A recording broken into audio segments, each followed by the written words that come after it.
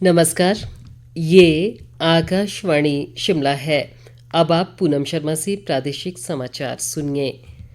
प्रधानमंत्री नरेंद्र मोदी ने लोकसभा चुनाव में संविधान और देश की लोकतांत्रिक प्रणालियों में अपना विश्वास दोहराने के लिए देशवासियों का आभार व्यक्त किया है। आज आकाशवाणी से मन की बात कार्यक्रम के जरिए राष्ट्र को संबोधित करते हुए प्रधानमंत्री ने कहा कि 2024 का आम चुनाव दुनिया का सबसे बड़ा चुनाव था, जिसमें 65 करोड़ लोगों ने मतदान किया। प्रधानमंत्री ने इसके लिए चुनाव आयोग और मतदान प्रक्रिया में शामिल सभी लोगों को बधाई दी। प्रधानमंत्री नरेंद्र मोदी ने विश्व पर्यावरण दिवस पर इस वर्ष शुरू किए गए विशेष अभियान एक पेड़ मां के नाम का उल्लेख किया। उन्होंने लोगों से अपील की कि वे अपनी मां के साथ या अपनी मां की स्मृति में एक पेड़ लगाएं। उन्होंने कहा कि इस अभियान ने सभी को सोशल मीडिया पर #प्लांट4मदर और #एक पेड़ मां के नाम के साथ अपनी तस्वीरें साझा करके माता के प्रति स्नेह व्यक्त करने का अवसर प्रदान किया है। प्रधानमंत्री ने कहा कि पिछले दशक के दौरान भारत में वन क्षेत्र का अभूतपूर्व विस्तार हुआ और अमृत महोत्सव के दौरान देश भर में 60,000 से ज्यादा अमृत सरोवर भी बनाए गए। योग के बारे में प्रधानमंत्री नरेंद्र मोदी ने कहा कि पूरी दुनिया ने 10वें अंतर्राष्ट्रीय योग दिवस को भरपूर उत्साह और उमंग के साथ मनाया। प्रधानमंत्री ने अगले महीने आयोजित होने वाले पेरिस ओलंपिक के लिए भारतीय दल को अपनी शुभकामनाएं दी।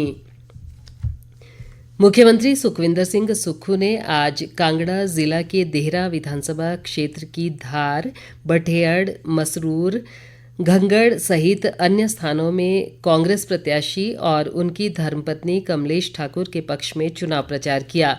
मुख्यमंत्री ने इस अवसर पर नेता प्रतिपक्ष जयराम ठाकुर सहित अन्य भाजपा नेताओं पर झूठी बयानबाजी करने का आरोप लगाया। उन्होंने कहा कि विपक्ष के नेता पहले प्रदेश में भाजपा की सरकार बनाने का दावा करते रहे और अब भाजपा की सरकार बनने की नई तारीख देकर हास्यास्पद बयान दे रहे हैं। मुख्यमंत्री ने पूर्व विधायक होशियार सिंह को देहरा की जनता को बताने को कहा कि उन्होंने विधायक पद से इस्तीफा क्यों दिया और दोबारा विधायक बनने के लिए अब क्यों चुनाव लड़ रहे हैं। उन्होंने भाजपा नेता पर उपचुनाव का अनावश्यक बोझ डालने का आरोप भी लगाया।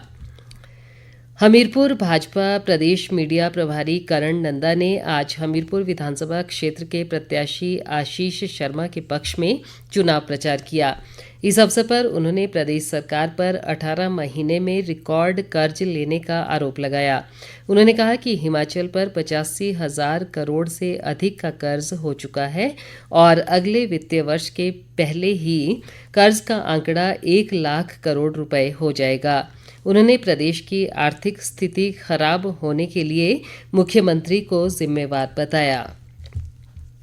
3 नए आपराधिक कानून भारतीय न्याय संहिता, भारतीय नागरिक सुरक्षा संहिता और भारत साक्ष्य अधिनियम कल से लागू हो जाएंगे।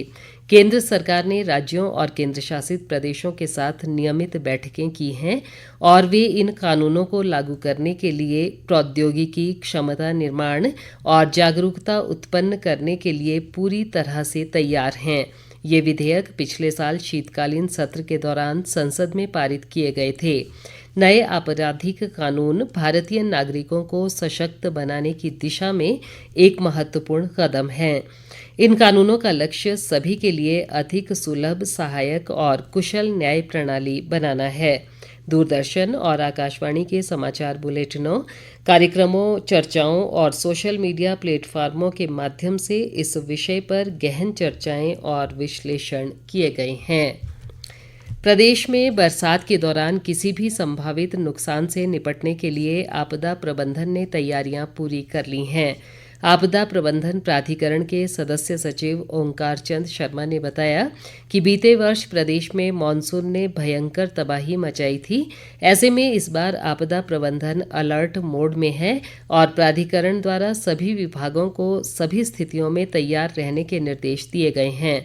उन्होंने कहा कि हालांकि इस वर्ष मौसम विज्ञान केंद्र की ओर से प्रदेश में मानसून के सामान्य और सामान्य से कम रहने की संभावना जताई गई है, लेकिन लेकिन किसी भी परिस्थिति के लिए प्रशासन और सरकार पूरी तरह तैयार है। उन्होंने कहा कि किसी भी संभावित स्थिति के लिए एनडीआरएफ, एसडीआरएफ, पुलिस और होमगार्ड के जवानों की दुर्घटना संभावित क्षेत्रों में तैनाती की गई है। इसी के साथ ये समाचार बुलेटिन समाप्त हुआ। नमस्कार।